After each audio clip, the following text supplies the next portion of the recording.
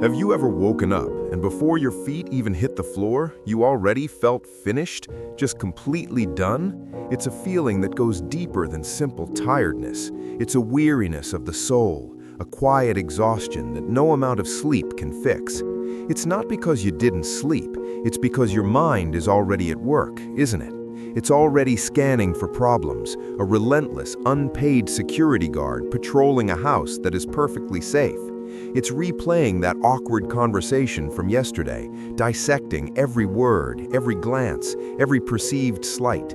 It's worrying about a bill that isn't due for 2 weeks or a hypothetical disaster that has a 0.01% chance of ever happening. It's wondering why someone hasn't liked your post or replied to your email, allowing a tiny digital silence to cast a shadow over your entire morning. This is the modern condition.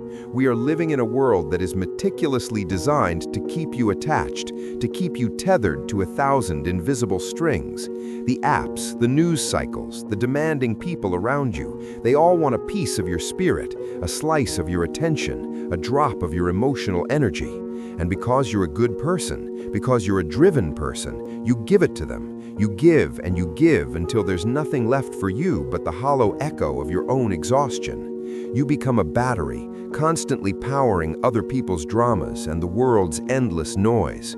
But here is the truth, the secret no one tells you. Most of the things you're worried about, they don't actually need your worry. They don't need your opinion, and they definitely don't need your energy. Today, we are going to talk about the most underrated superpower in history, a skill that can turn you from a victim of circumstance into the sovereign of your own mind, the art of detachment. I'm not talking about moving to the mountains and ignoring the world. I'm talking about building a life where you are finally, for the first time, untouchable. The energy bank account. Stoicism as energy management. To understand detachment, you must first understand your most precious, non-renewable resource, your energy. Think of your energy like a bank account. Every morning, you get a fresh, finite deposit. But unlike money, you cannot earn more of it during the day. Once it's gone, it's gone. Now, look at where you're spending it. You're spending $50 of energy on a person who wouldn't spend $5 on you. You're spending $100 of energy on a past mistake that you literally cannot change. You're spending $500 of energy on a future that hasn't even happened yet. By noon, you are emotionally bankrupt, running on fumes, and wondering why you can't focus on the things that actually matter. Stoicism, at its core, is just energy management. It is a ruthless, practical philosophy for maximizing your internal peace by minimizing your external expenditure. The Stoics understood that the world is a chaotic place, and the only thing you truly control is your own mind. Marcus Aurelius, a man who literally had the weight of the entire Roman Empire on his back, wars, plagues, political backstabbing, wrote in his private journal, Meditations, "You have power over your mind, not outside events. Realize this, and you will find strength." He wasn't just being poetic, he was being practical. He knew that if you let every insult from a senator, every border dispute, or every moment of public ingratitude drain him, he'd be a terrible leader. He had to learn to detach. Detachment isn't about being cold or uncaring, it's about being economical. It's looking at a situation and saying, "This is not worth my limited currency."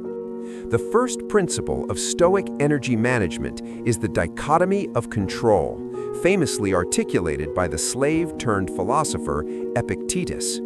He taught that some things are up to us, our opinions, our impulses, our desires, and some things are not up to us, our bodies, our possessions, our reputation, and the actions of others. The moment you spend energy on something outside your control, you are making a bad investment. You are throwing your precious, finite energy into a black hole. Epictetus's advice is simple. Make the best use of what is in your power and take the rest as it happens. Stop and ask yourself right now, What am I paying for that I don't even want? What am I trying to control that is fundamentally uncontrollable? The weather, the traffic, the past, and other people's opinions are all outside your control. Detach from the need to manage them, and you instantly reclaim a massive portion of your daily energy. 2. The people drain. Detaching from emotional vampires. Let's talk about people. This is usually the biggest, most insidious leak in the bucket of your energy. We are social animals. We want to be liked. We want to be understood. But that desire, when unchecked, is a trap. The moment you need someone to understand you, you are their prisoner. You have handed them the key to your emotional well-being. Think about the emotional vampires in your life.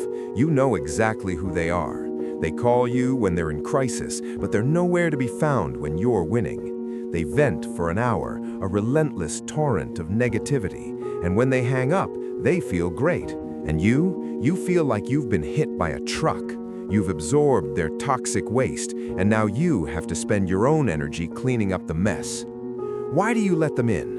Usually it's guilt or a hero complex. You think you can save them.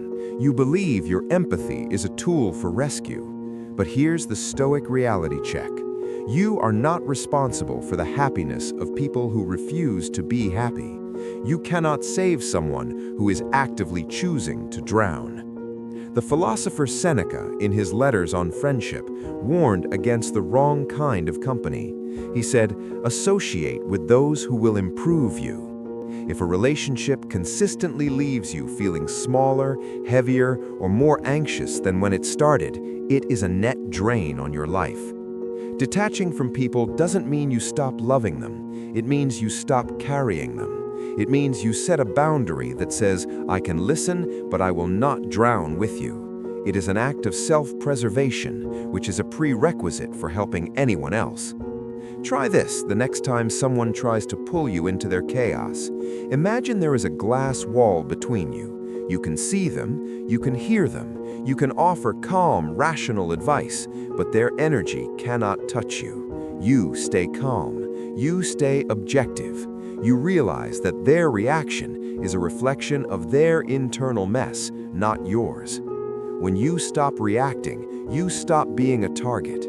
You become a stable, calm presence, which is far more helpful than being another person caught in their storm.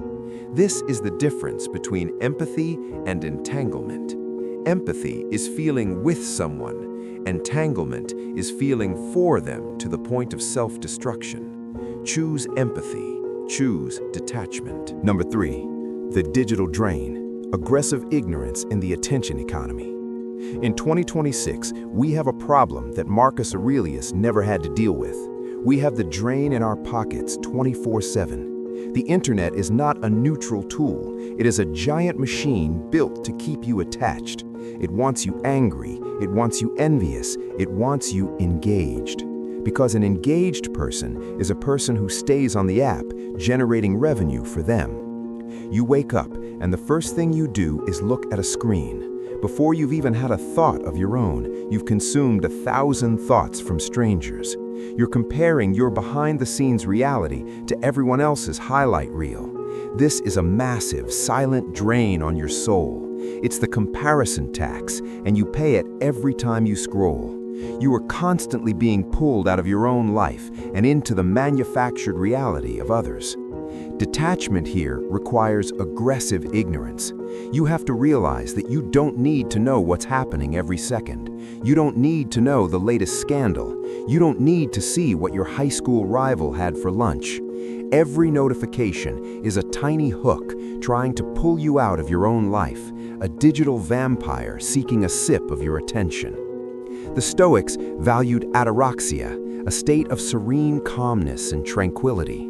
This state is impossible to achieve when your nervous system is constantly being hijacked by pings, likes, and breaking news alerts. To practice aggressive ignorance, you must create boundaries as solid as the glass wall we discussed earlier. The 3 digital detachment rules. Number 1, the first hour rule. Do not touch your phone for the first hour of your day. This is your time to set your own agenda, to think your own thoughts, and to decide what is worth your energy before the world tells you what to worry about. Number 2, the notification cull. Turn off all non-essential notifications. Every notification is a request for your attention. Deny the request. The world will not end if you check your email at a scheduled time instead of instantly. Number 3, the digital fast. If you want to feel the power of detachment, try this for 1 hour a day or even 1 full day a week. Put your phone in a different room. Sit with your own thoughts. It will feel uncomfortable at first. You'll feel a twitch to check it. That twitch, that's the addiction. That's the attachment. When you break that twitch, you reclaim your mind. You start to realize that the world keeps spinning even if you aren't watching it. And there is an incredible, profound peace in that realization. You are not the world's watchman. 4. The internal drain. Detaching from the inner critic. This is the hardest one. How do you detach yourself? We are our own worst enemies. We have this narrator in our heads that never shuts up. It tells us we're failing. It tells us we should be further along. It tells us that everyone is judging us.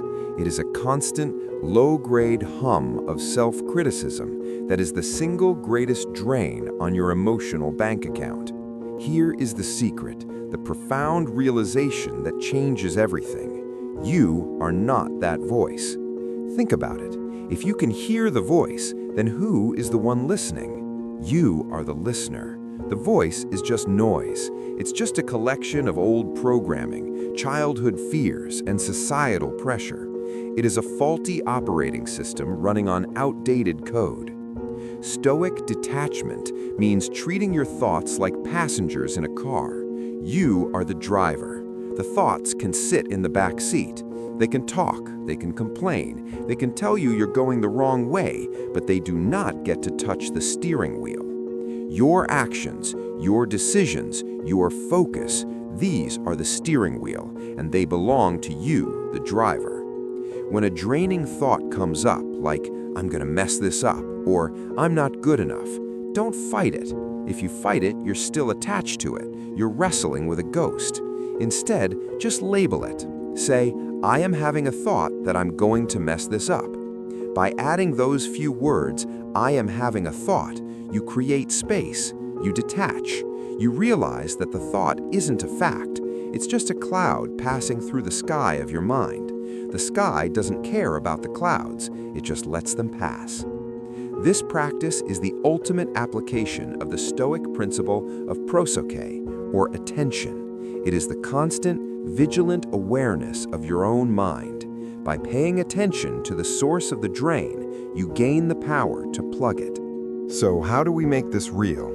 Detachment is not a one-time decision. It is a daily practice, a muscle you must build. I want you to start doing a drain audit every evening. It only takes 2 minutes, and it is the most valuable investment you can make in your peace of mind. The 3 questions of the drain audit. Number 1, the control question. Where did I spend energy today on something I couldn't control? Worrying about a colleague's bad mood, obsessing over a past mistake, checking the news every 5 minutes. Number 2, the people question. Who left me feeling heavier than they found me? Identify the emotional vampires and plan a boundary for the next interaction. And number 3, the self question. What story did I tell myself today that made me feel small? Identify the inner critic's lie and replace it with a stoic truth. E.g., I am having a thought that I am failing, but my worth is not tied to my productivity.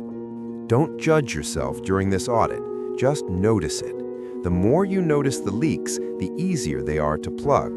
You'll start to catch yourself in real time. You'll be in a meeting or at a dinner or scrolling on your phone, and you'll feel that familiar drain start to happen. And you'll say to yourself, nope, not today. I'm not spending my currency here. That is the moment of freedom. That is the moment you become a stoic. Detachment is like a muscle. The more you use it, the stronger it gets. Eventually, you'll reach a point where you can walk through a storm and not get wet. People will wonder why you're so calm. They'll wonder why you don't get triggered like everyone else. It's not because you don't care. It's because you've chosen to care about the right things, your character, your actions, and your peace. The Roman Stoics didn't seek to escape the world. They sought to master their response to it. They knew that the only true fortress is your own mind.